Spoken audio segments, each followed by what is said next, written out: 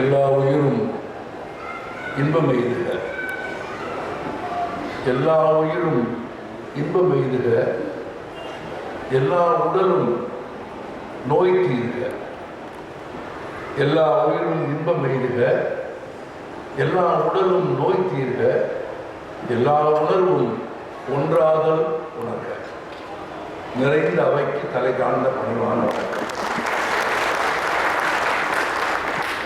நான் முதலிலேயே நன்றி உரை சொல்லிவிடுகிறேன். வழக்கமாக நிகழ்ச்சி ஏற்பாட்டாளர்கள் சொல்கிற நன்றி உரை என்பது வேறு. உங்களுக்கு தெரியும், தமிழ்நாட்டில் எல்லா நிகழ்ச்சிகளிலும் நன்றி உரை எப்போது சொல்வார்கள்? பேசலாம், கடைசியாக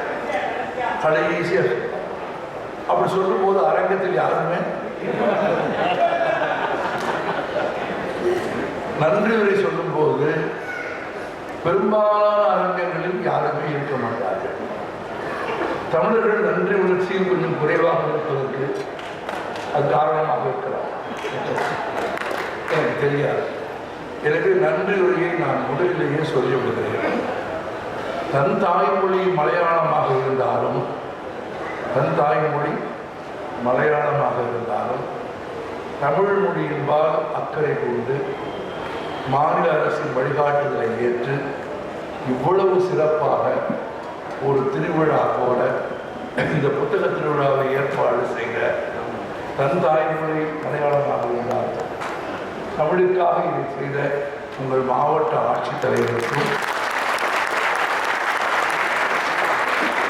அவரோடு இணைந்து பணியாற்றிய அனைத்து அரசு துறை சார்ந்த அதிகாரிகளுக்கும் பெருமக்களுக்கும்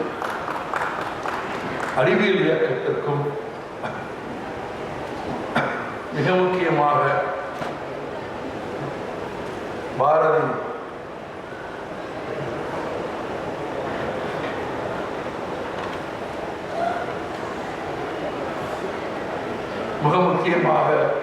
செங்கை பாரதியார் மன்றத்திற்கும் தமிழ்நாடு அறிவியல் இயக்கத்திற்கும் மாவட்ட நிர்வாகத்திற்கும் இங்கே கூடியிருக்கிற பெருந்திரளான உங்களுக்கும் என் நெஞ்சம் நிறைந்த நன்றியை முதலில் காணிக்கிறார்.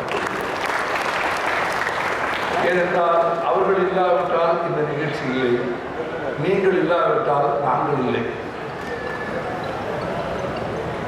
இந்த டிசம்பர் 31ஆம் தேதி மாலை நேரத்தில் இந்த புத்தக திருவிழாவில் செங்கை மாவட்டத்தினுடைய 5வது புத்தக திருவிழாவில் 4வது நாள் நிகழ்ச்சியில் நாம் சந்திக்கிறோம். நண்பர்களே, புத்தக திருவிழாக்கள் தொடர்பாக, தமிழகத்தில் நடைபெறும் புத்தக திருவிழாக்கள் தொடர்பாக சுகிர்தா சொன்ன அனைத்து பாராட்டுரைகள், தமிழக அரசு நீங்கள் சொன்ன அனைத்து பாராட்டுரைகளில் எழுத்து மாறாமல் நான் வழிபடுகிறேன். நல்ல ஆட்சியாளர்கள், அது யாராக இருந்தாலும் நல்ல ஆட்சியாளர்கள் தனது குடிமக்கள் படிப்பதை ஒருபோதும் விரும்ப மாட்டார்கள் என்றொரு பழமொழி வழக்கே இருக்கிறது, ஆங்கிலத்தில் இருக்கிறது. நல்ல ஆட்சியாளர்கள் என்று அதை எழுதியவர் சொன்னதன் பொருள், மக்களை தொடர்ந்து அடிமைகளாக வைத்திருக்க வேண்டும் என்று விரும்புகிற ஆட்சியாளர்கள் மக்கள் படிக்க வேண்டும் என்பதை விரும்ப மாட்டார்கள், மக்கள் அறிவு பெறுவதை அவர்கள் விரும்ப மாட்டார்கள். நீங்கள் வகுப்பறையில் கடைசி பெஞ்சுக்கு தள்ளப்பட்டதற்கு ஒரு காரணம் இருந்தது. நானும் வாழ்நாள் பூராவிலும் கடைசி பெஞ்சு தான். உயரம் காரணம் அல்ல, வாய் சும்மா இருக்காது. வகுப்பறையில் ஏதாவது கேள்வி கேட்டுக்கொண்டே இருப்பது வழக்கம். அதுவும் ஆசிரியர்களுக்கு விடை தெரியாத கேள்விகளை கேட்கிற மாணவர்களை ஆசிரியர்களுக்கு ஒருபோதும் பிடிக்காது. ஒரு உதாரணம் சொல்கிறேன். 10ஆம் வகுப்பு படிக்கிற போது எல்லா சமயங்களையும் ஜாதிகளையும் ஒன்றாக பார்த்த அருள் பிரகாச வள்ளலார் ஏன் திருநீர் அணிந்து கொண்டார் என்று கேட்கிறேன். இந்த மொழியில கேட்கிறேன்.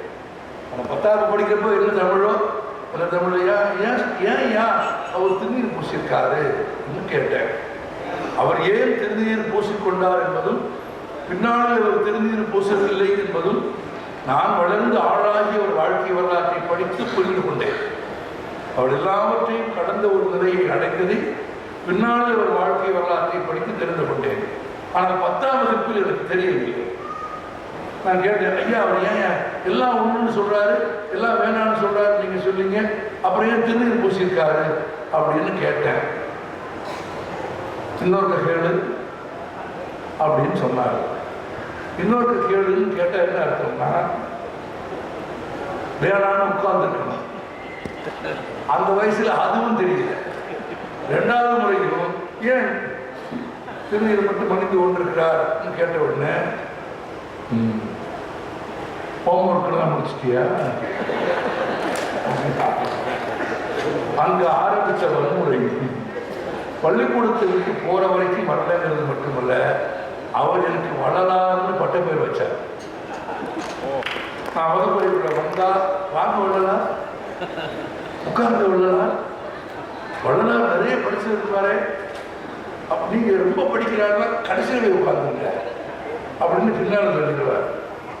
ஆனால் அவர் ஒன்றை மறந்து போனார்.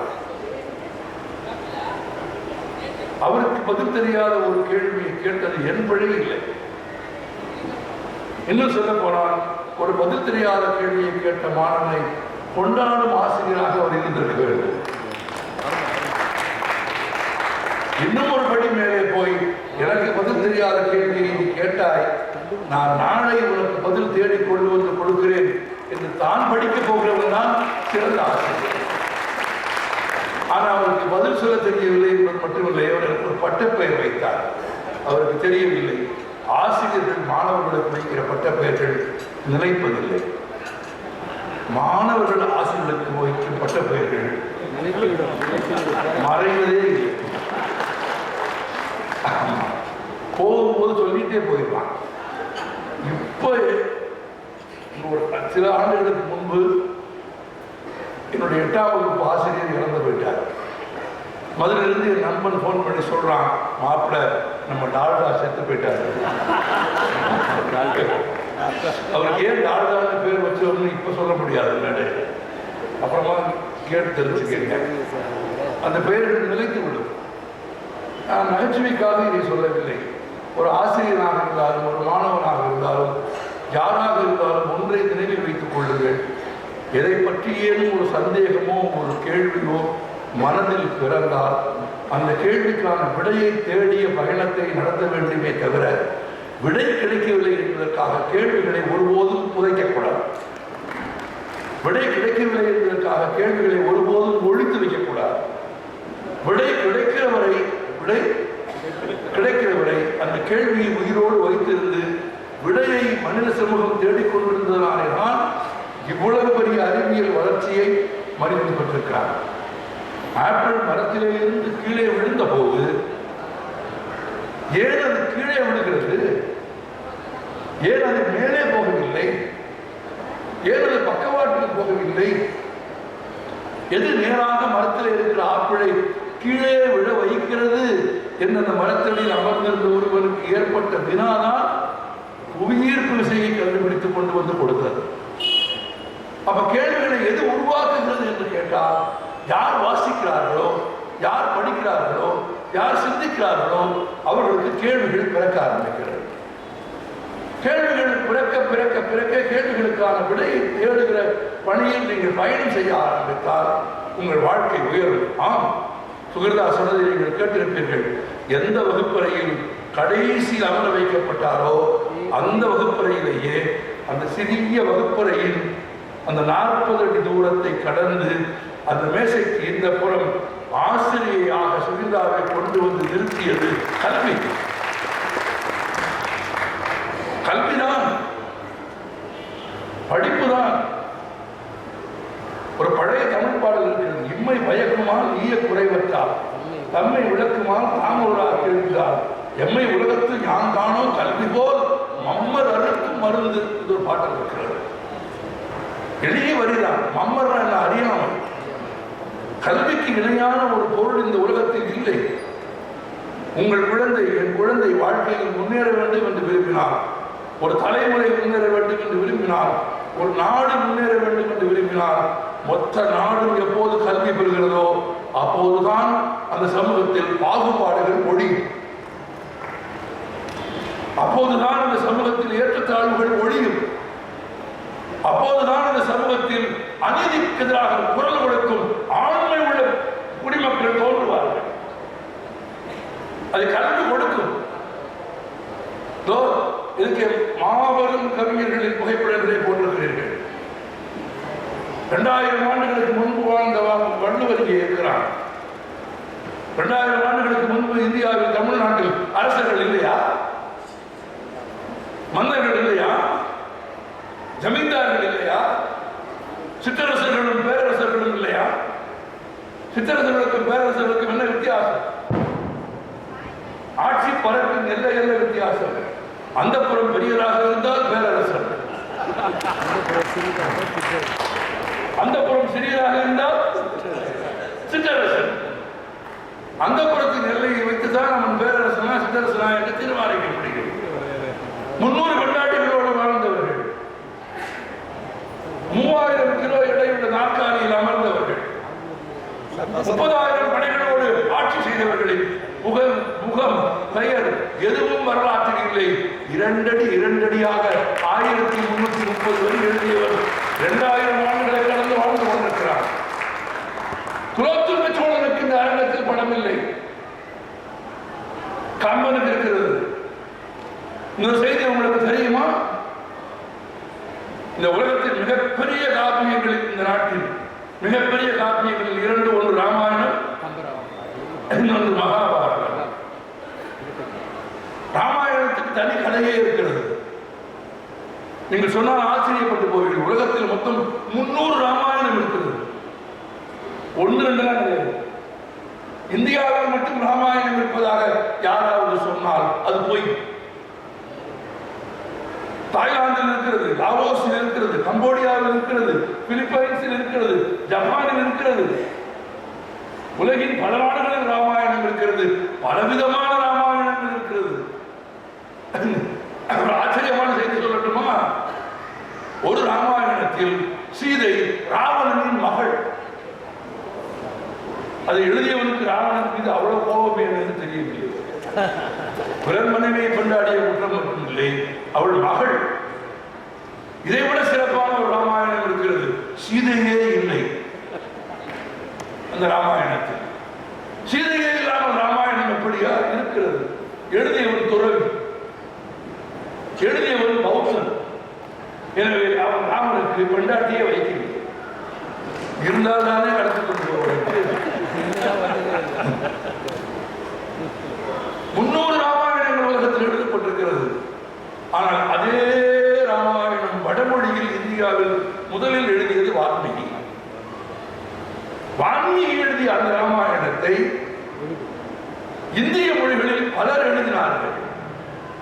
இந்திய மொழிகளிலேயே மலையாளத்தில் அதை எழுத்தச்சன் எழுதுகிறார், கன்னட மொழியிலே குஞ்சம் எழுதுகிறார், அது தெலுங்கில் எழுதப்படுகிறது, வங்க மொழியிலே கீர்த்தி பாசு ஓசா எழுதுகிறார், ஒரிய மொழியில் ஒருவர் எழுதுகிறார், இந்தியிலே பக்த ராமதாஸ் எழுதுகிறார், கபீர் எழுதுகிறார். இந்திய மொழிகள் பலவற்றிலும் ராமாயணம் எழுதப்படுகிறது. வடமொழியில் எழுதப்பட்ட ராமாயணத்தை தமிழில் எழுதியது கவி சக்கரவர்த்தி கம்பன். உங்களுக்கு தெரியுமா? வடமொழியில் எழுதப்பட்ட தேவ பாஷையில் எழுதப்பட்ட காவியத்தை நீச பாஷையான தமிழில் எழுதியதற்காக 8 நூற்றாண்டுகள் கம்பராமாயணத்தின் மீது திரை போட்டு மூடி வைத்தார்கள். ஒரு உரை கிடையாது கம்பராமாயணத்திற்கு. 20ஆம் நூற்றாண்டின் துவக்கத்தில் ஒரு மகாகவி சுப்பிரமணிய பாரதி வந்து கம்பன் பிறந்த தமிழ்நாடு என்று பாடுகிற வரையில் கம்பராமாயணத்தை கொண்டாட ஒருவன் கிடையாது. ஏன் தெரியுமா? அதை எப்படி தமிழில் எழுதலாம்? தேவ பாஷையான வடமொழியில் எழுதப்பட்ட காப்பியத்தை தமிழில் எப்படி எழுதலாம்? ஏனெனில் தமிழ் நீச பாஷை என்றார்கள். 800 ஆண்டுகள் கம்பராமாயணத்தை மூடி வைத்தவர்களுக்கும் இன்றைக்கும் தமிழுக்கும் எதிராக பேசுகிறவர்களுக்கும் சேர்த்து ஒரு விடை சொல்கிறேன். ஒரே உரை சொல்கிறேன், இந்த உலகத்தில் எழுத்தும் இலக்கணமும் இலக்கியமும் கொண்டு 3500 ஆண்டுகளை கடந்த உலகின் ஒரே மொழி எது? சொல்ல முடியுமா? தாய்மொழி பேர சொல்றதுக்கு இவ்வளவு கூச்சமா? 3500 ஆண்டுகளை கடந்து இன்னும் பேசுகிற, எழுதுகிற, இலக்கணம் கொண்ட, இலக்கியம் கொண்ட, கண்ணியும் தொடர்பும் அறுபடாத புதுமையும் அழகும் மரபும் மிக்க ஒரு மொழி எது? அப்படி சொல்லுங்க. அப்படி தமிழர்கள் சொல்ல ஆரம்பித்தால் தமிழுக்கு எதிராக சிந்திக்கிறவர்கள் பின்னோக்கி போய்விடுவார்கள் அல்லது வடக்கு நோக்கி போய்விடுவார்கள் அல்லது வடக்கு இருப்பார்கள். தமிழில் வடக்கு இருப்பது என்றால் என்ன என்று தெரிந்தவர்களுக்கு தெரியும். நான் இன்றைக்கு சொல்கிறேன், யார் வேண்டுமானாலும் ஆட்சியில் இருக்கட்டும், எவர் வேண்டுமானாலும் ஆட்சியில் இருக்கட்டும், எல்லா கொம்பருக்கும் சொல்கிறேன், இந்த உலகத்தில் எவனாலும் தமிழை அடிக்க முடியாது. அப்படி ஒருவேளை அழிப்பதாக இருந்தால் அது தமிழனால் மட்டும்தான் முடியும்.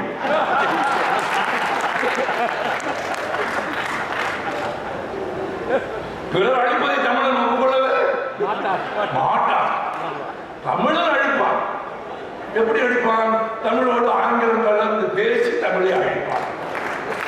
தமிழை தப்பு தப்பாக பேசி அழிப்பான். நடு சென்டர். அது ஒரு காலேஜ்ல ஒரு மாதிரி ஒரு மீட்டிங்ல ஒரு பிரின்சிபால் சொல்றாரு, இந்த டேபிள தம்பி நடு சென்டர்ல போடுது. நான் மெதுவா அவர்கிட்ட சொன்னேன், நடுனாலும் சென்டர்னாலும் அதான் அப்படின்னா பழகி போச்சு. நீங்க எந்த நாட்டுக்கு வேணா போங்க, எந்த நாட்டுக்காரனுக்கு வேணா போன் பண்ணி பேசுங்க. மொபைல் இருக்குல்ல, தன் தாய்மொழியோடு பிறமொழி சொற்களை கலந்து எந்த நாட்டுக்காரனும் பேசுறது இல்லை. இவன் தமிழும் பேச மாட்டேங்கிறான், இங்கிலீஷும் பேச மாட்டேங்க, ரெண்டையும் மிக்ஸ் பண்ணலாம். பஸ் ஸ்டாண்டுக்கு பஸ் ஸ்டாண்டு, பேருந்து நிலையம் எங்கேன்னு கேளுங்க, ஒரு ரூசு கிளம்பி வச்சுருக்கான். நம்மளை தூய தமிழ் பேச சொல்லல, இயன்றவரை தமிழ் பேசுங்கள், இயன்றவரை தமிழ் எழுதுங்கள். தகராறு எழுத சொன்னா +2 படிக்கிற பையன் கேட்கிறான், மாப்பிள்ள என்ன ரூ போட? மாப்பிள்ள சொல்றான், பெரிய தகராறுனா பெரிய ரூ போட, அது சின்ன தகராறுனா சின்ன ரூ போட்டுக்க. பள்ளி என்ன லா போட அப்படின்னு பாப்பா கேட்க, இன்னொரு பாப்பா சொல்லுது குண்டு லா போடு. அது குண்டு லா கிடையாது, அது பெரிய லா கிடையாது, சின்ன லா கிடையாது. அது என்ன மத்தினம் மெல்லினம் சொல்லுங்க, இடையினம். பெரும்பான்மையான தமிழர்களுக்கு பலவீனம்.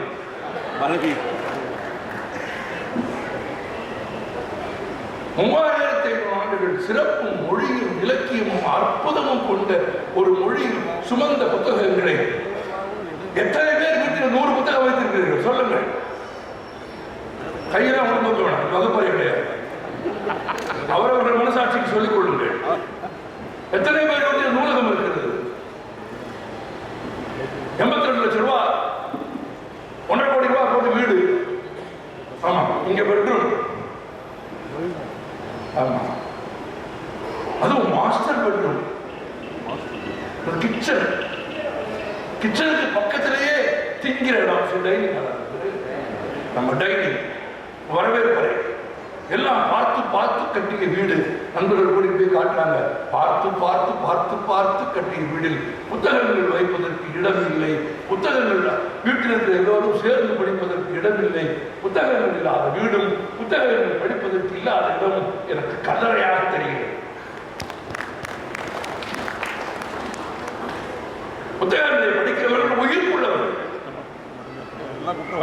உயிரோடு வாழ விரும்புகிறோமா, வாழ்கிற போதே சாக விரும்புகிறோமா என்று மனிதன் தீர்மானித்துக் கொள்ள வேண்டும். பையன் டாக்டர் வரணும், ரொம்ப சந்தோஷம். ஒரு 6ஆம் வகுப்பு 7ஆம் வகுப்பு கிளாஸுக்கு போய் 30 பேர் இருக்கா, 40 பேர் இருக்கா, எழுதி கேட்டா 40 பேர் 30 பேர் டாக்டர் ஆகலாம் சொல்றானா? What you want to become? தமிழில் கேட்டாலும் சரி, இங்கிலீஷில் கேட்டாலும் சரி, நீ என்னவாக விரும்புகிறாய்? What you want to become? Doctor. Doctor doctor அவ்வளோ பேர் டாக்டர் ஆகிட்டா எவன்டா நோயாளியாக தெரியல. என்ஜினியர் என்ஜினியர் என்ஜினியர் எந்த வகுப்புலையாவது எவனாவது ஒருத்தர் எழுத்தாளர்னு சொல்ல மாட்டாங்கன்னு பார்த்தா ஒருத்தர் சொல்ல மாட்டேங்கிறாங்க. நம்ம போய் சொன்னாலே நம்மளை கேட்குறாங்க வாட் ஆர் யூ டூயிங்? நம்மளை கேட்குறாங்க எந்த இங்கிலீஷில் சார் எங்கள் வெளிநாட்டில் தமிழ்நாட்டில் எழுத்தாளர்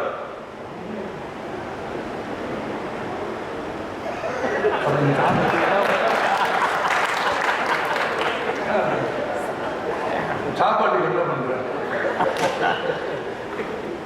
ஒருவேளை நான் உணவுக்கு போராடுவதாக இருக்கலாம். நான் உணவுக்கு போராடி இருக்கிறேன். பசி என்றால் என்ன என்று எனக்கு தெரியும். இந்த உடம்பை உடைத்து எந்த திசையில் படுத்தாலும் பசி எப்படி இருக்கும் என்று எனக்கு தெரியும். பசியின் கொடுமையை உணர்ந்தவன் நான் ஒரு சதுர அடிக்கும் குறைவான ஒரு சிறிய வீட்டில் பிறந்து வளர்ந்த ஒரு ஏழை குழந்தை. நான் பசி எப்படி இருக்கும் என்று எனக்கு தெரியும். பசியின் கொடுமை எனக்கு தெரியும். ஆனால் நான் படித்த எழுத்து, நான் வாசித்த புத்தகம், என்னை வழிநடத்திய சான்றோர்கள், ஆண்டோர்கள், பாரதியும் பாரதிதாசனும் ஜெயகாந்தனும் கண்ணதாசனும் வள்ளுவரும் கம்பனும் பசியை எனக்கு கற்றுக் கொடுத்தார்களே தவிர எவ்வளவு பசித்த போதும் பிறர் காலில் வாழ விழாமல் வாழ்கிற கம்பீரத்தை கற்றுக் கொடுத்தார்கள். பிறர் பொருளுக்கு ஆசைப்படாமல் வாழ்கிற கம்பீரத்தை கற்றுக் கொடுத்தார்கள்.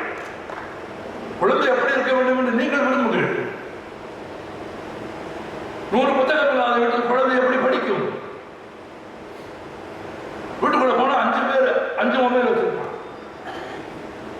ஆளுக்கு ஒரு மொபைல். ஏன் ஒரே வீட்டில் ஒன்னா பிறந்தவங்க அவமானப்படுறாங்க? ஒருத்த மூஞ்சி ஒருத்த பார்க்காம 5 பேருக்கு 5 மொபைல். அப்புறம் கூட டாக்டர் படிடா, டிவியை பார்த்துக்கிட்டு படிடா படிடா படிடா, நீ என்ன சிலபுல சொல்லு, எப்படி வேணா சொல்லு, படிக்க மாட்டான். படிக்க மாட்டான். அவன் படிக்க வேண்டும் என்று நீங்கள் விரும்பினால், அவன் சுயமரியாதை உள்ளவனாக வாழ வேண்டும் என்று நீங்கள் விரும்பினால், அதை விட இன்னொரு சொல்கிறேன். உங்களுக்கு வயதாகிற போது, உங்களுக்கு ஒரு துணை தேவைப்படுகிற போது, உங்கள் மீது கருணையும் அன்பும் மிக்கவனாக உங்கள் குழந்தை இருக்க வேண்டும் என்று விரும்பினால், கருணையையும் இலக்கியத்தையும் அறத்தையும் போதிக்கும் புத்தகங்களோடு குழந்தைகளை வாழ பழக்கங்கள். அவனுக்கு அன்பு பிறக்கும். நாங்கள் அப்படித்தான் அன்பை கற்றுக்கொண்டோம். இப்போ சமீபத்தில் ஒரு செய்தி நான் 100 படத்தை சொல்லிட்டேன். நான் இன்னொரு முறை சொல்வதற்கு கூச்சப்படவில்லை. இலக்கியத்தின் கூறியது கூறு இல்லையா? நான் கூறியது கூற குற்றத்திற்கு ஆளாக விரும்புகிறேன். ஆபாசமான ஒரு இழிவான சினிமா படம் 25 நாட்கள் 30 நாட்கள் ஓடுகிற ஒரு தமிழ்நாட்டில் ஆக சிறந்த ஒரு நல்ல செய்தியை 100வது முறை சொன்னால் என்ன? உக்ரைனில் போர் நடக்கிறது. ருசிய விமானங்கள் உக்ரைன் எல்லைக்குள் புகுந்து குண்டு வீசி தாக்குகிறது. இப்ப அடுத்து ஒரு சிறிய கிராமம் தரைமட்டமாகிவிட்டது.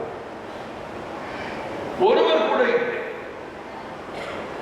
எல்லோரும் வெளியேறி போய்விட்டார்கள் அல்லது இறந்து போய்விட்டார்கள்.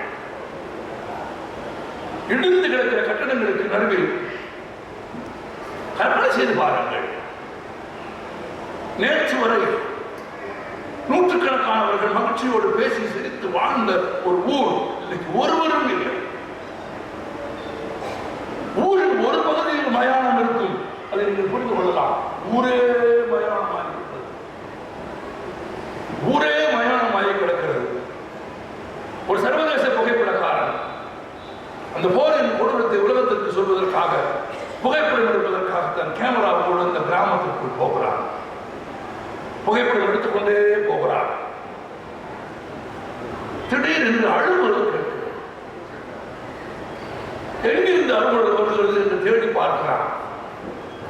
பார்த்தால் தொலைவில் 10 வயது நிரம்பிய ஒரு பெண் குழந்தை. முகத்தில் உடம்பில் காயங்களோடு, அழுக்கு படிந்த உடையோடு, முகமெல்லாம் உடம்பெல்லாம் புழுதியோடு தூசியோடு அழுத விழுந்திருக்கிறாள். இவர் குழந்தையை நெருங்கி போய் அவனுக்கு புகைப்படம் எடுக்கிற எண்ணம் போய்விட்டது. இந்த குழந்தையின் கண்ணீருக்கும் அந்த குழந்தையின் அழுகைக்கு முன்பு அவன் நான் எதற்கு வந்தோம் என்பதையே மறந்த குழந்தைக்கு அருகிலே போய் நின்று அது ருஷ்யன் ஆர் உக்ரைனியன் என்று கேட்கிறான். ஏனென்றால் அது ருஷ்ய உக்ரைனிய எல்லையில் உள்ள கிராமம். போருக்கு முன்பு ருஷ்யாவிலும் உக்ரைனியர்கள் வாழ்ந்தார், உக்ரைனிலும் ருஷ்யர்கள் வாழ்ந்தார்கள். எனவே குழந்தை ருஷ்யனா உக்ரைனியா என்று தெரிந்து கொள்வதற்காக அந்த புகைப்படக்காரன் கேட்டான், உக்ரைனியன் ஆர் ருஷ்யன்? குழந்தை பதில் சொல்லவில்லை. அழுது கொண்டே இருக்கிறார், கண்ணீர் பெருகி ஓடிக்கொண்டே இருக்கிறது. இன்னும் சொல்ல போனால் 2 நாட்களுக்கு பிறகு இன்னொரு மனிதனை பார்த்த கண்ணீர், வெறும் பசி மட்டுமில்லை, இன்னொரு உயிரை மனிதனை பார்த்த கண்ணீர். குழந்தை பதில் சொல்லவில்லை. கொஞ்சம் யோசித்து பார்த்தார். குழந்தை இந்த கேள்விக்கு பதில் சொல்லவில்லை. ஒருவேளை நான் ருசியனாக இருந்து குழந்தை உக்ரைனியனாக இருந்தால், ஒருவேளை நான் உக்ரைனியனாக இருந்து குழந்தை ருசியனாக இருந்தால் அச்சத்தால் குழந்தை இந்த கேள்விக்கு பதில் சொல்லாமல் இருக்கிறார் இல்லையா? அதனால் இதை கேட்க வேண்டாம்.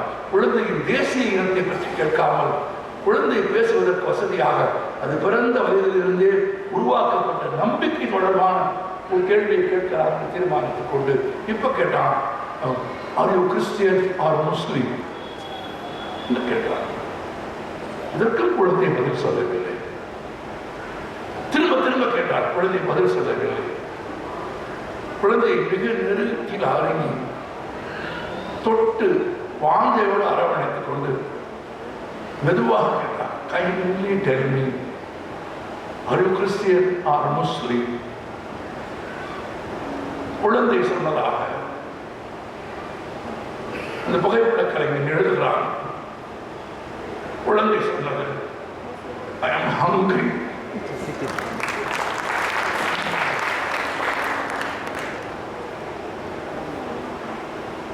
நமக்கு குழந்தைகள் உண்டுதானே? பெற்றால்தான் பிள்ளையா? அங்கே தேசிய இனம் இல்லை, அங்கே மதம் இல்லை. முன்னாள் பாரத பிரதமர் VP சிங் ஒரு முறை சொன்னார், இந்த உலகத்திலேயே மதச்சார்பற்றது பசி ஒன்றுதான் என்று சொன்னார். சாதாரணமான வார்த்தைகளை குழந்தை சொன்னார், I am hungry என்று. அந்த பசித்த குழந்தையின் குரலை அந்த புத்தகம் எனக்கு தந்த போது நான் உங்களுக்கு சொல்கிறேன், அந்த இரவை நான் கடந்து போவதற்கு கண்ணீரால் கடந்து போனேன். புத்தகங்கள் உங்களை தூய்மைப்படுத்தி விடுகிறது.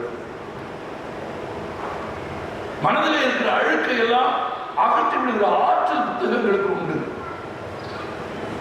வலிமைப்படுத்துகிற ஆற்றல் புத்தகங்களுக்கு உண்டு. நீ எவ்வளவு வாசிக்கிறீர்களோ அவ்வளவுக்கு அவ்வளவு அறிவு வளரும். 1000 தெய்வங்கள் உண்டென்று தேடி அலையும் அறிவிகள் என்பார் பாரதியார். 1000 தெய்வங்கள் உண்டென்று தேடி அலையும் அறிவிகள், சுத்த அறிவே தெய்வம் என்றார். அதுவும் சுத்த அறிவு, கலப்படமில்லாத சுத்த அறிவுதான் தெய்வம். அறிவுதான் கடவுள். அறிவுதான் இயற்கையை பாதுகாக்கும். அறிவுதான் பிறர் துன்பத்தை உணர்ந்து கொள்ளும். அறிவுதான் பிற துன்பத்திற்காக கண்ணீர் வருந்தும். அறிவுதான் பிற துன்பத்தை போக்குவதற்கான வலிமையை உங்களுக்கு கொடுக்கும். அதை நீங்கள் வேறு எங்கிருந்து பெற முடியாது, வாசிப்பில்தான் பெற முடியும். உலகின் எல்லா நாடுகளிலும் எல்லா திசைகளிலும் நடக்கிற எல்லாவற்றையும் உங்கள் இருப்பிடத்திற்கு கொண்டு வந்து எது சேர்க்கிறது? புத்தகம். சாக்ரட்டிஸின் இறுதி கடன்களை ஒரு கோப்பை நிறைய நன்றி கொடுக்கிறார்கள் சாக்ரட்டிஸுக்கு. பெயர் கோணியம். அந்த நஞ்சு குடித்தால் குடித்தவன் முதலில் சாக மாட்டான். அந்த நஞ்சு குருதியில் கலந்து கால்களுக்கு போய்விடும். முதலில் கால்கள் மரத்து போகும். கால்கள் மரத்து போய் பாதங்கள், கணுக்கால், கிண்டைக்கால், முழங்கால், தொடை என்று ஒவ்வொரு உறுப்பாக செயலிழந்து கொண்டே வரும். ஒரு கணத்துக்கு பிறகு நிற்க முடியாது, கீழே விழ வேண்டியிருக்கும். கீழே விழுந்த பிறகு இப்போது நஞ்சு அடிவயிற்றுக்கு ஏறி மார்புக்கு ஏறி உயிர் பிரியும். சாக்ரட்டிஸுக்கு ஏன் தெரியுமா கோணியம் கொடுக்கப்பட்டது? ஒரு முறை நீ முழந்தாளிட்டு மண்டியிட்டால், ஒரு முறை நீ முழந்தாளிட்டு மண்டியிட்டால் உன்னை மன்னிக்கிறோம் என்று அவர் சொன்ன போது முழந்தாளிடம் மறுத்தான் என்பதற்காக அவன் கடுங்கிய விஷத்தில் அவன் முழந்தாளிடுவதை பார்க்க வேண்டும் என்று அவர்கள் விரும்புகிறார்கள். அந்த சாக்ரட்டிஸின் இறுதி காட்சிகளை சாக்ரட்டிஸின் மாணவன் பிளேட்டோ தி அபாலஜி என்ற புத்தகத்தில் எழுதினான். அபாலஜி என்ற புத்தகத்தை படித்த பிறகுதான் சாக்ரட்டிஸுக்கு இழைக்கப்பட்ட அநீதியை, 100 ஆண்டுகளுக்கு முன்பு இழைக்கப்பட்ட அநீதியை இன்றைக்கு வாழ்கிற ஒரு சமூகம் தெரிந்து கொள்ள முடிகிறது. அதை வாசித்த போது ஒன்று தெரிந்தது. என்ன தெரியுமா? சாக்ரட்டிஸ் எப்படி கொல்லப்பட்டார் என்பது மட்டும் தெரியவில்லை. சாக்ரட்டிஸ் கொல்லப்பட வேண்டும் என்று தீர்ப்பெழுதிய நீதிபதிகளின் பெயர் வரலாற்றின் குப்பை தொட்டிகளே கூட இல்லை. தீர்ப்பெழுதிய நீதிபதிகளின் பெயர் வரலாற்றின் குப்பை தொட்டிகளே இல்லை.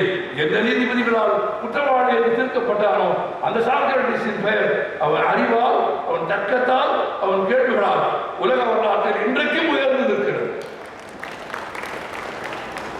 காலத்தை வெல்லும் வலிமையை கல்வி கொடுக்கும். காலத்தை புரிந்து கொள்ளும் வலிமையை கல்வி கொடுக்கும். உங்கள் குழந்தைகளுக்கு நீங்கள் செய்ய வேண்டியதுதான், அவர்கள் கனவுகளை நீங்கள் உண்மையில் நிறைவேற்ற வேண்டும் என்று விரும்பினால் நான் உங்களுக்கு பணிவாக சொல்கிறேன், புத்தகங்களை காசு கொடுத்து வாங்குங்கள். வீடுகளில் சிறிய நூலகத்தை முதலில் உருவாக்குங்கள். குழந்தைகளோடு சேர்ந்து படியுங்கள். இன்னும் கூட ஒரு ரகசியம் சொல்கிறேன், படிப்பது மாதிரி பாவலாவது செய்யுங்கள்.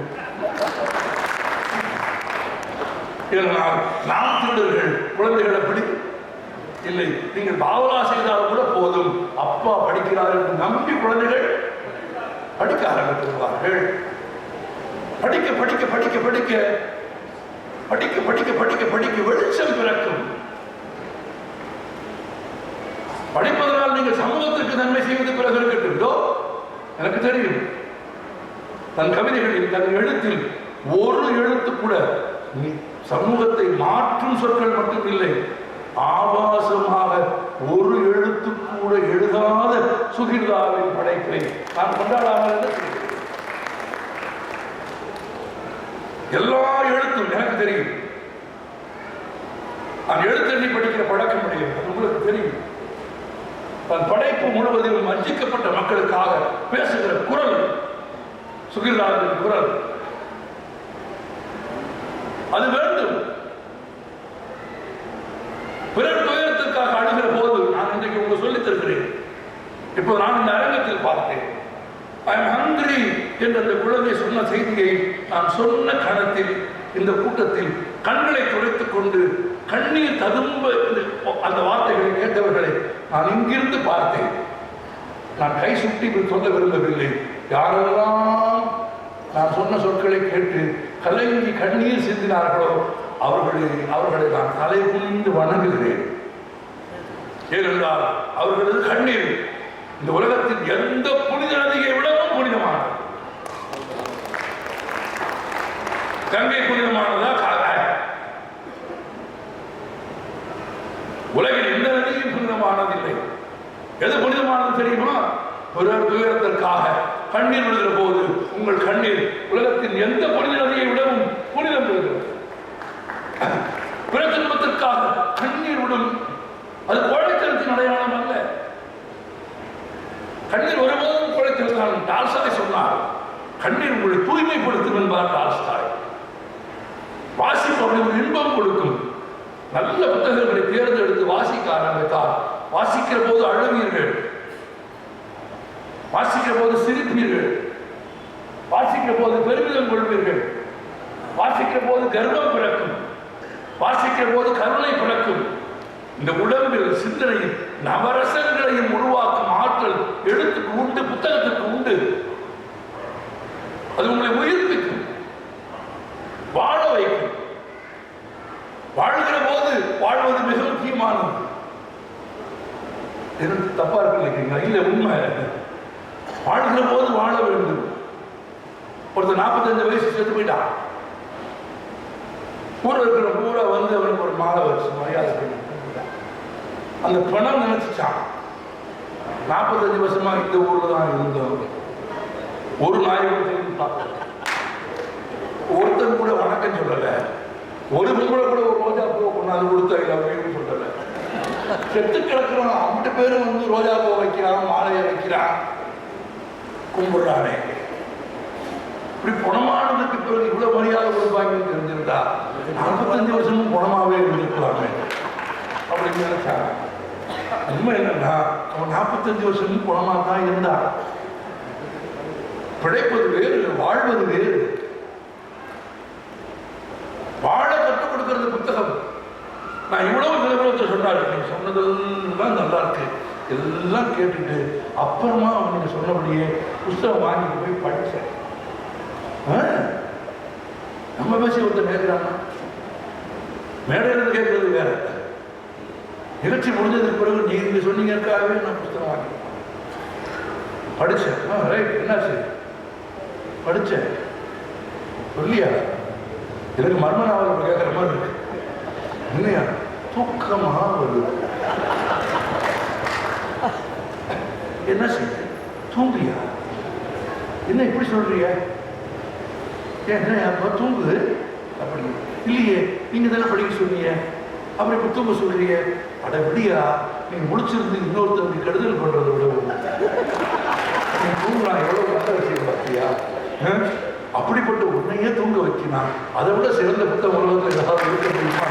புத்தகத்தோட பேரை சொல்றியா அப்படின்னு எனக்கு ரொம்ப மோசமா இருக்கு. நீங்க படிக்க வேண்டி சொல்லுங்க, திரும்ப படி, 2 நாள் படி, 3 நாள் படி. சித்திரம் கைப்பழக்கம், செந்தமிழும் நாப்பழக்கம், வைத்தது ஒரு கல்வி மனப்பழக்கம். நீதான் படிக்கணும். புத்தகத்தோட அவள் நடத்த முடியும், சென்னையில இருந்து புத்தகங்களை கொண்டு வந்து வைக்க முடியும், எங்களை இவரை அவரை எல்லாம் அழைத்து புத்தகங்களின் சிறப்பை பேச வைக்க முடியும். யார் படிக்க முடியும்? குதிரைக்காரன் குதிரையை குளத்தருகே கொண்டு போக முடியும். குளத்தருகே குதிரையை கொண்டு போவது குதிரைக்காரனின் வேலை. தண்ணீர் குடிப்பது சத்தமா சொல்லுங்க, குதிரையின் வேலை. உனக்கு தாகம் எடுத்தால் தண்ணீர் கொடு, உனக்கு தாகம் எடுத்த தண்ணீர் கொடுத்தால் நீ வாழ்வாய். உனக்கு தாகம் எடுக்காமல் நீ தண்ணீர் குடிக்காமல் இருந்தால் வாழ்கிற போதே செத்து போவாய்.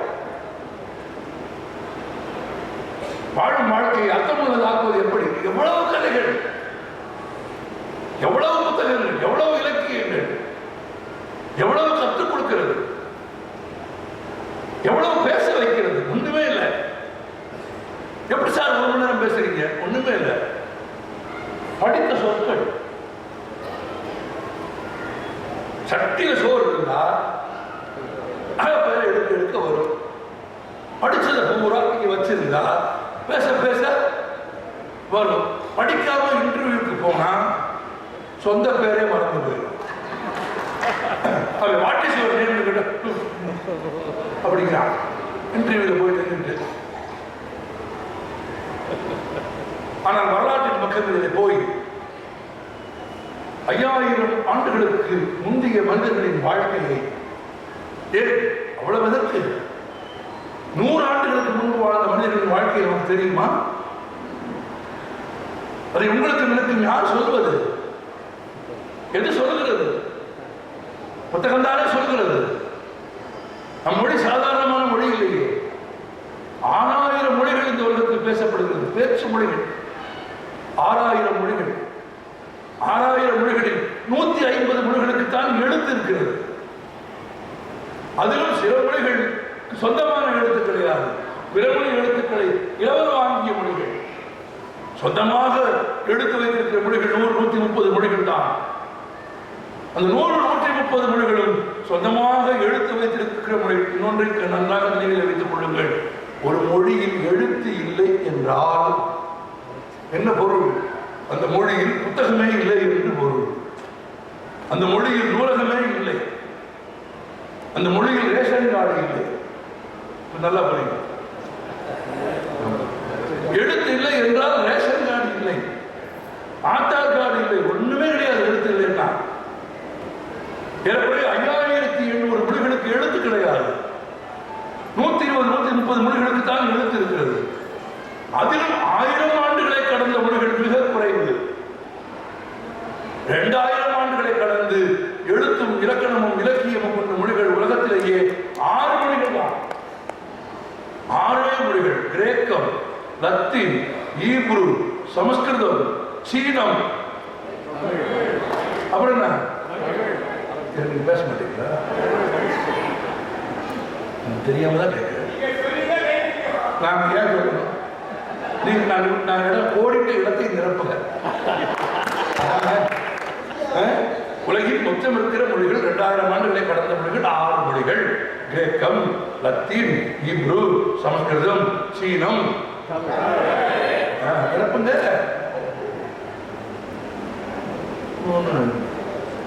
இருக்கிற வரைக்கும் தான் பேச முடியும், அப்புறம் பேச முடியாது. அப்புறம் மற்றவங்க தான் பேசுவாங்க. அப்ப மற்றவங்க என்ன பேசுறாங்கன்னு நமக்கு தெரியாது.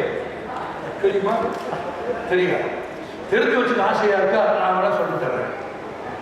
ஆமா, என்ன பேசுறாங்க, எது பேசுறாங்க, யாரா இருந்தாலும் சரிதான். இதை கட்டாயமா பேசுவாங்க. நம்ம போயிட்டோம்மா, போமாட்டோமா?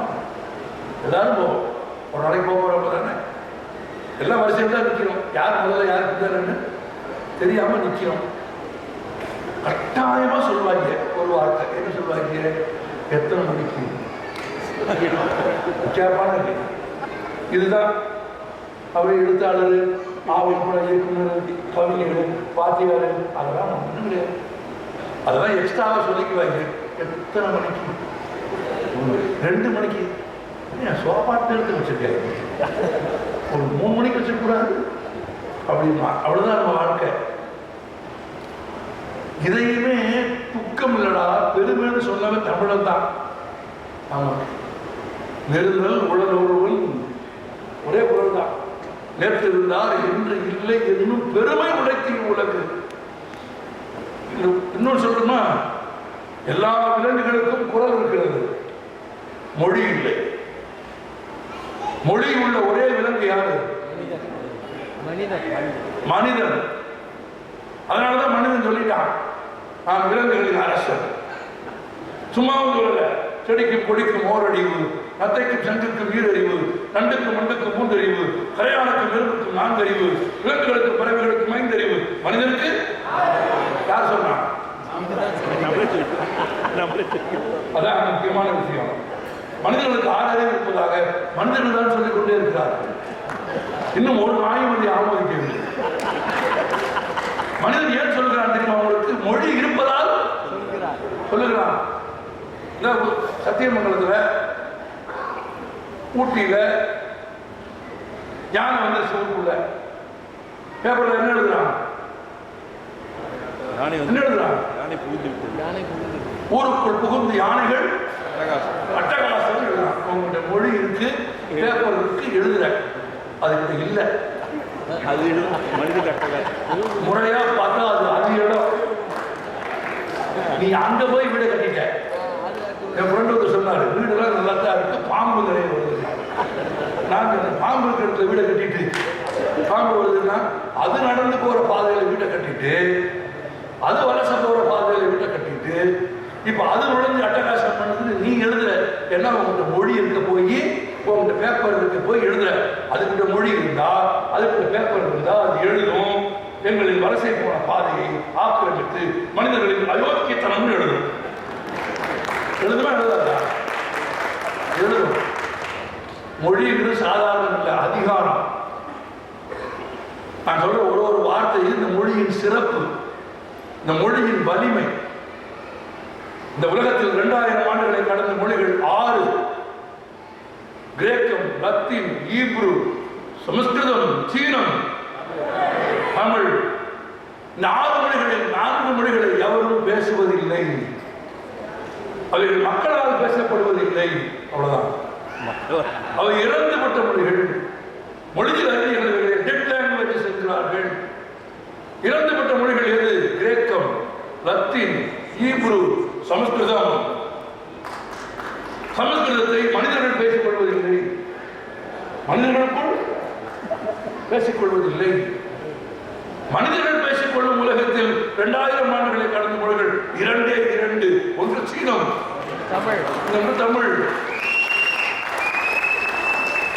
இது விஷயம் எனக்கு பிடிச்சிருக்கு. ஆனா அதோட நிப்பாட்டிக்கணும். முதல்களை இறைவன் படைத்தது விசில் அடிப்பதற்காக அல்ல, அது உண்பதற்காகவும் முத்தமிடுவதற்காகவும் படைக்கப்பட்ட ஒரு அதோட நிப்பாட்டிக்கணும். போதும். ஆமா, 2000 வருஷங்கிறது 2 வருஷத்துக்கு முன்னால் வரைக்கும் தான். மதுரையின் வைகை கரையில் கீழடியில் நடந்த ஆய்வுகள் விஞ்ஞானபூர்வமாக தெரிவிக்கப்பட்ட பிறகு உலகத்திலேயே எழுத்தும் இலக்கணமும் இலக்கியமும் கொண்டு 3500 கடந்த ஒரே மொழி அது. அந்த மொழிக்கு கேடு வருகிறது. அந்த மொழியை படிக்காதுங்கிறான். அந்த மொழியை சிரமப்படுத்துறான்.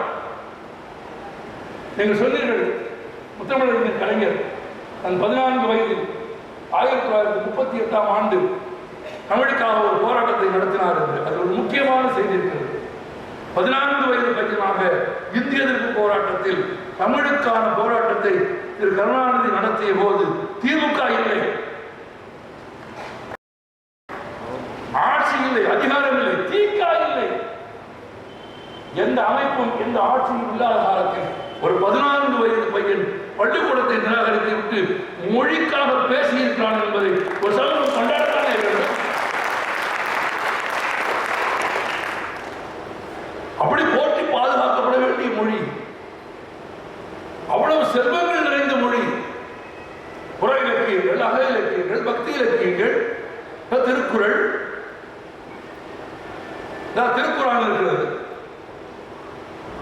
இஸ்லாமியர்களின் வேதநூல், பைபிள் இருக்கிறது, விவேகம், கிறிஸ்தவர்களின் மறைநூல், பகவத்கீதை இருக்கிறது. அது இந்துக்களின் வேதநூல், இந்துக்களின் ஒரு பிரிவினரின் நூல். அப்படி பார்த்தாலும் 3 சமய நூல்கள் உலகின் பல மொழிகளில் மொழிபெயர்க்கப்பட்டிருக்கிறது. சமய நம்பிக்கை உள்ள சமயம் சார்ந்ததற்காக மொழிபெயர்க்கப்பட்டவை அவை. ஆனால் எந்த சமயத்தையும் சாராமல் எந்த கடவுளையும் பாடாமல் உலகில் பெரும்பான்மை மொழிகளில் மொழிபெயர்க்கப்பட்ட ஒரே புத்தகம் திருக்குறள். நீங்கள் சொன்னால் ஆச்சரியப்படுவீர்கள். திருக்குறளுக்கு மலையாள மொழியில் மட்டும் 27 மொழிபெயர்ப்பு இருக்கிறது. 27 டிரான்ஸ்லேஷன். அப்படிதான் என்ன அர்த்தம்? ஒருத்தர் டிரான்ஸ்லேட் பண்ணி போன பிறகு அதை படிச்ச வந்து நினைக்கிறான் இது போதாதுன்னு நினைக்கிறான். அவன் ஒரு டிரான்ஸ்லேஷன் பண்றான். ஒரு மொழியில் ஒரு முறை அல்ல. திருக்குறள் பக்கத்திலே இருக்கிற மலையாளத்தில் 27 முறை மொழிபெயர்க்கப்பட்டிருக்கிறது. ஆங்கிலத்தில் 60க்கு முறை மொழிபெயர்க்கப்பட்டிருக்கிறது. முதல்ல இங்கிலீஷ் டிரான்ஸ்லேஷன் யார் பண்ணாரு? ஜி போப் எழுதிய ஆங்கில மொழிபெயர்ப்பு இன்றைக்கு படிக்க முடியுமா? முடியாது. எங்களுக்கு 180 ஆண்டுகளுக்கு 200 ஆண்டுகளுக்கு முந்தைய ஆங்கிலம் அது படிக்க கடினமாக இருக்கும். இந்த தலைமுறை படிக்க வேண்டும் என்பதற்காக போப் ஆங்கிலத்தில் மொழிபெயர்த்த அதே திருக்குறளை மீண்டும் ஒரு ஆங்கிலத்தில் மொழிபெயர்த்தார்கள். 60 பேர் மொழிபெயர்த்தார்கள். அதில் ஒருவர் மிக முக்கியமானவர். அவர் காந்தியின் கொள்ளு பேரன் கோபாலகிருஷ்ண காந்தி. அவர் ஒரு ஆங்கில மொழிபெயர்ப்பை திருக்குறளுக்கு எழுதுகிறார். இந்த மொழியின் இலக்கியங்கள் உலகின் எல்லா மொழிகளுக்கும் போகிறது. உலகின் எல்லா மொழி இலக்கியங்களும் இந்த மொழிக்கு வருகிறது. அவை கதைகளாக, அற்புதங்களாக 100 செய்திகள் இந்த மொழிக்கு வந்து கொண்டே இருக்கிறது. நான் ஒரு கதை உங்களுக்கு சொல்ல விரும்புகிறேன். கதை எழுதியது யார், எந்த மொழி கதை என்று பிறகு சொல்கிறேன். ஆமா, கற்பதனால் ஆய பயன் கொண்டு ஒருத்தர் கேட்கிறாங்க. 40 நாள் படிக்கலாம் என்ன ஒரு குரல் சொன்னாங்கல்ல, கற்க கசடர நிற்க அதற்கு புலவர்கள் உரை எழுதும் போது நயம் சொல்கிறார்கள். திருக்குறளிலேயே துணைக்கால் இல்லாத குறள், துணைக்காலே கிடையாது. ஒரு உரையாசர் எழுதுறாங்க, ஏன்னா துணைக்காலே இல்லையா, கற்றவனுக்கு துணைக்கால் தேவையில்லை. கற்றவன் சொந்த காலில் நிற்பான் என்பதால் துணைக்கால் இல்லாமல் எழுதிய குறள் எது? கற்க கசடர. அது மட்டும் இல்ல, முழுக்க வந்தில எழுத்துக்களால் எழுதப்பட்ட குறள் அந்த குறள். அது மட்டும் இல்ல, ஒரு திருக்குறள் மொத்தம் எத்தனை சீர்? முதல் அடியில 4, இரண்டாவதுல 3, 7 சீர். அந்த குறளுக்கு ஒரு சிறப்பு இருக்கு. அந்த முதல் சீர், அந்த முதல் வார்த்தை, மொத்தம் 7 வார்த்தை. 7 வார்த்தையில முதல் வார்த்தை மிச்சம் இருக்கிற 6 வார்த்தைக்கு முன்னால வரும் பொருள் கொடுக்கும். கற்க கற்க கற்க கற்க கசடர, கற்க கற்பவை, கற்க கற்றபின், கற்க நிற்க, கற்க அதற்கு தக. என்ன பண்ண அப்படி இருக்கு? அதான் கல்வி, அதான் கல்வியின் சிறப்பு. இப்போ ஒரு கதை சொல்றேன். கதை கேட்கிற போது ஒரு குழந்தையின் மனநிலையோடு கேட்கணும் இல்லையா? ஆமாவா இல்லையா? ரொம்ப முக்கியம். உங்களை குழந்தைகளாக மாற்றுவதற்காக ஒரு கதை சொல்கிறேன். குழந்தைகளாக மாற கிடைக்கும் சந்தர்ப்பத்தை தவற விடவே கூடாது. எப்போதும் மனிதன் தனக்குள் ஒரு குழந்தையை வைத்திருக்க வேண்டும். ஒரு குழந்தைத்தனம் இருக்கணும். எப்பவும் பெரிய மனுஷனாவே அப்படி கஞ்சி போட்டு ஆயிரம் பண்ண மாதிரி இருக்கக்கூடாது. ஒழிச்சு போயிருக்காரு. ஒரு பிரயோஜனம் கிடையாது. ஒருத்தன் கிட்ட வரமாட்டான். பின்னால சொல்லுவான், அவன் மனுஷனே கிடையாதுன்னு சொல்லுவான். எவனும் முன்னால சொல்ல மாட்டான். ஆமா, ஆனா அப்படி இல்லை. உற்சாகமாரு, ஹாப்பியாரு, ஜாலியாரு, வாங்க வணக்கம். அவரை பார்த்தாலே ஒரு மகிழ்ச்சியா. என்ன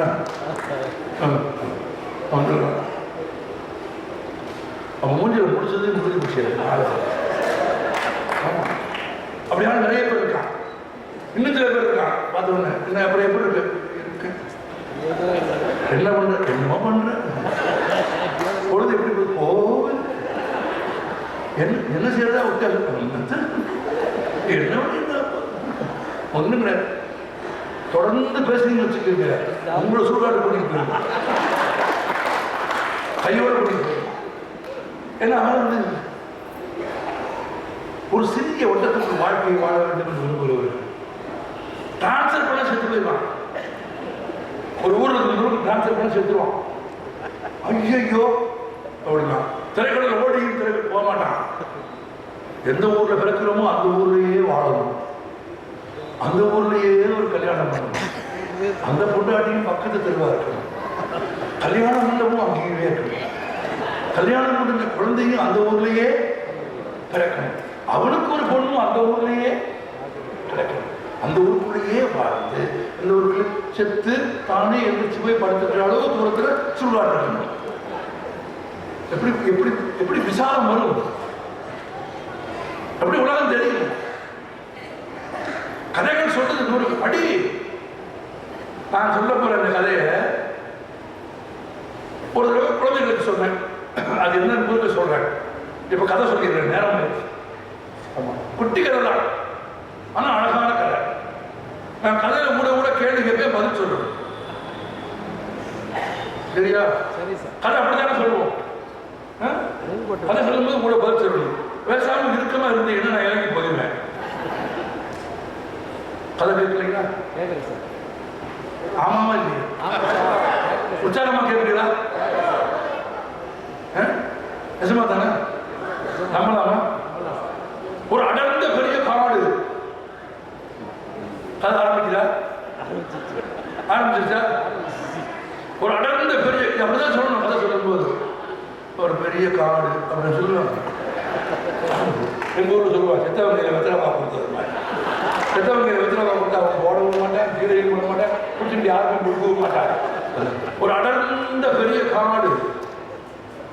அந்த காட்டில் பறவைகளும் விலங்குகளும் ஒற்றுமையாக வாழ்ந்து வந்தன.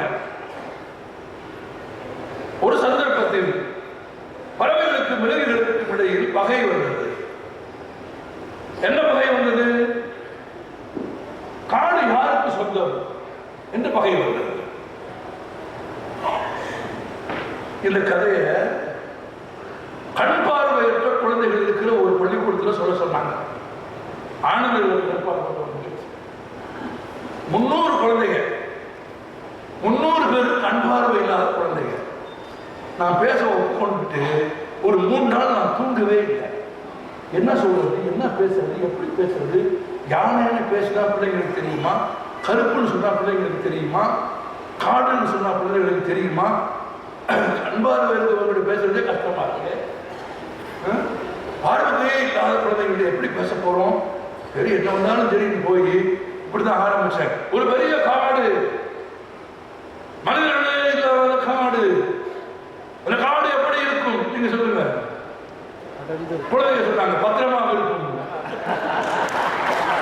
நான் அன்னைக்கு தான் கண்டுபிடிச்சேன், கண் இருக்கிறவன் தான் பார்க்கிறவன் இல்லை.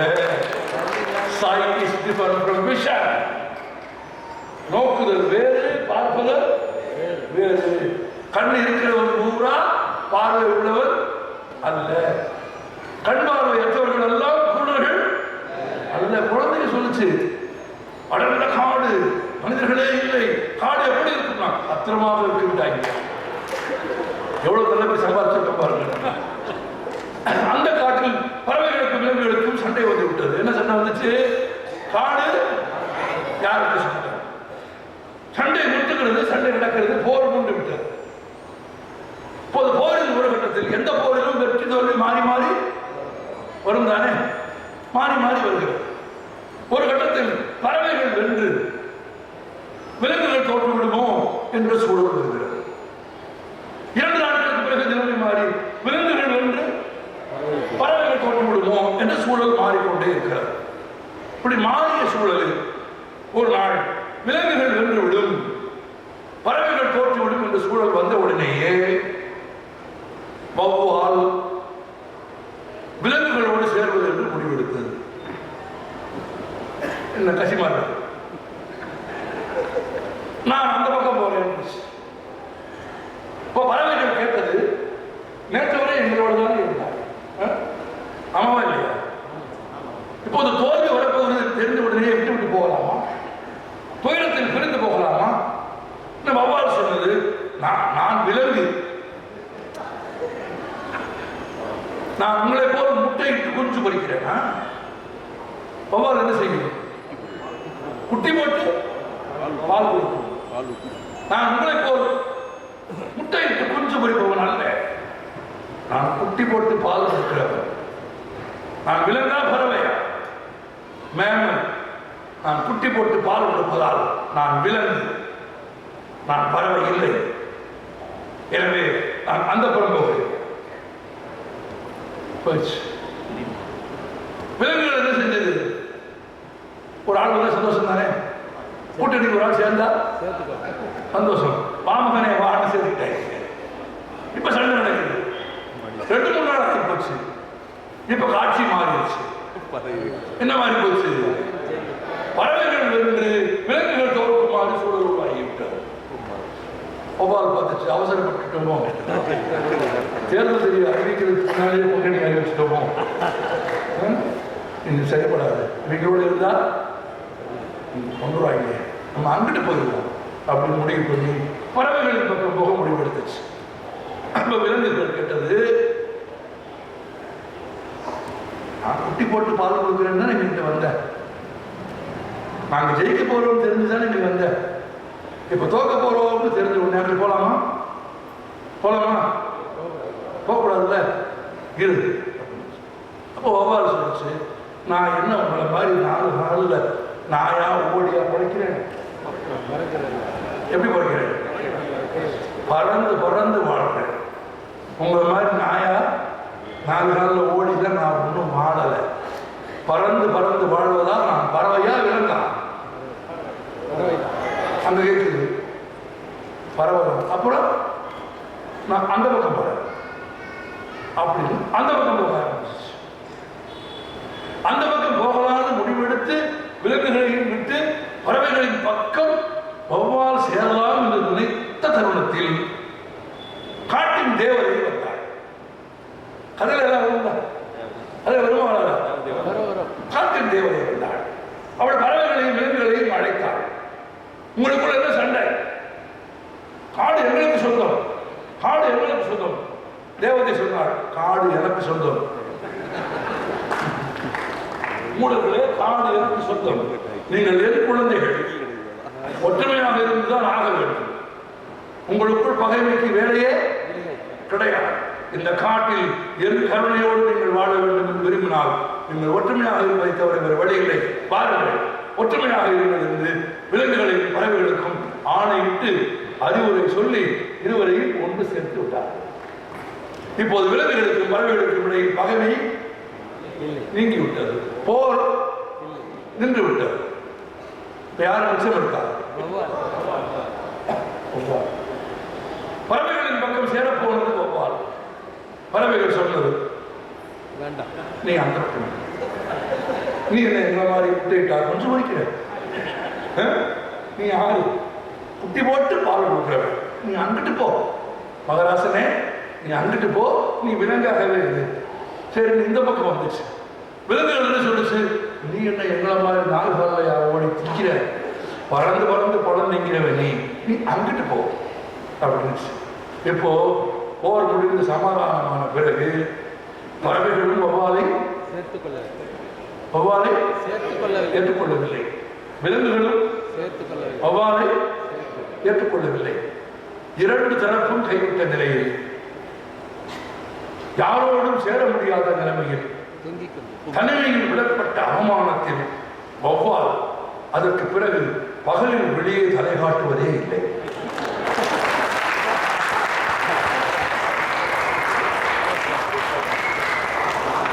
இரவிலே தான் யாருக்கும் தெரியாமல் வந்துவிட்டு போகிறது. அது மட்டும் இல்லை, நட்பில், அன்பில், பகையில் உறுதியாக இல்லாமல் சந்தர்ப்பத்திற்கு தகுந்த மாதிரி இடம் மாறிய காரணத்திற்காக வௌவால் அவமானத்தால் வாழ்நாள் முழுவதும் தலைகீழாக தோன்றிக் கொண்டே இருக்கிறது. தலைகீழாக தோன்றினால் மட்டும் பரவாயில்லை, எந்த வாயால் தின்கிறதோ அந்த வாயாலேயே மலம் கழிக்கிறது. வௌவாலுக்கு மலவாசல் கிடையாது. இயற்கையில் வௌவாலின் உடம்பில் மலவாசல் கிடையாது. எந்த வாயால் தின்கிறதோ அந்த வாயாலே தான் மலம் கிடைக்கும். உறுதியாக நட்பில் தோழமையில் நிற்காமல் நேரத்திற்கு தகுந்த மாதிரி நிறம் மாறியதால், குணம் மாறியதால், இடம் மாறியதால் இதோ பகலில் தலை காட்ட முடியாதாகி அவமானமாக தலைகீழாக தொங்கி தின்ற வாயிலேயே மலங்களுக்கு அவமானமான வாழ்க்கையை வௌவால்கள் வாழ நேர்ந்தது. இப்போ ஒரு சிட்டுக்குருவி வௌவாலை பார்த்து சொன்னது, இப்படி பிறந்ததுக்கு பிறக்காமலேயே இருந்திருக்கிறான். இதுதான் பூத்தலின் பூவாமல் நன்றி. இப்படி பிறந்ததுக்கு பிறக்காமலே இருந்திருக்கிறான். பூத்தலின் பூவாமை வென்று என்ற இந்த ஈட்டடியை எனக்கு தந்தவர் பிரபந்தங்களின் பேராசான் என்று அறியப்பட்ட குமரகுருவர். குமரகுருவரின் ஈட்டடியை எதற்கு சொல்கிறார்? பூத்தலின் பூவாமை வென்று என்று நான் வௌவால் கதைக்கு சொன்னேன். இந்த வௌவாலின் கதை குழந்தைகளுக்காக ருசிய மாமியனை டால்ஸ்டாய் எழுதியிருக்கிறார். அந்த கதைக்கும் இந்த வரி பொருந்துகிறது. ஆனால் இந்த வரியில் குமரகுருவர் என்ன சொல்கிறார்? அவையஞ்சி மெய்விதிர்ப்பார் கல்வியும் கல்லார் அவையஞ்சு ஆகுலச் சொல்லும், கல்லார் ஆகுலச் சொல்லும், நவையஞ்சி ஈத்துணார் செல்வமும் நல்கூர்ந்தார் இன்னரமும் பூத்தலின் பூவாகும் என்று எழுதினார். என்ன தெரியுமா பொருள்? இப்படி பிறந்ததுக்கு பிறக்காமலேயே இருந்திருக்கிறான். இப்படி கேவலமா பூத்ததுக்கு பூக்காமலேயே இருந்திருக்கலாம்னு யார தெரியுமா குமரகுருவர் சொல்றாரு? இந்த கதையில நான் வௌவால சொன்னேன். குமரகுருவர் சொல்றாரு, எவன் படித்ததற்கு பிறகும், எவன் கற்றதற்கு பிறகும் உண்மையை பேசுகிறதுக்கு அஞ்சுகிறானோ அவன் பிறப்பதற்கு பதிலாக பிறக்காமலேயே புரிந்திருக்கலாம். அவையஞ்சி நெய்விதிப்பார் கல்வி. கற்ற கல்வியின் துணையால், கற்ற கல்வி தந்த மனோவலிமையால் எந்த அரங்கிலும் சத்தியத்தை பேசாமல் இருக்கிறவன் பிறந்து என்ன பயன்? ஒன்றுமே படிக்காதவன், அறியாமை இருளில் மூழ்கி கிடக்கிற மூடன் ஒரு சபையில் பேசி என்ன பயன்?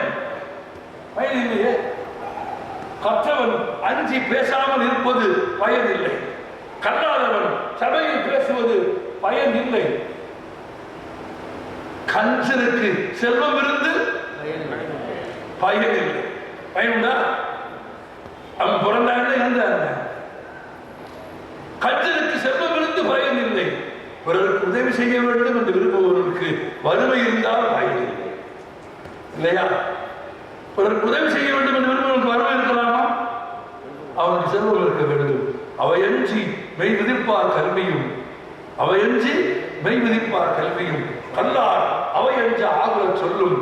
அவையஞ்சி ஈர்த்துனார் பிறருக்கு கொடுத்து சாப்பிடாதவனுடைய செல்வமும் நல்குந்தார் இன்னமும் பூத்தலில் பூவாமை நன்று நன்று.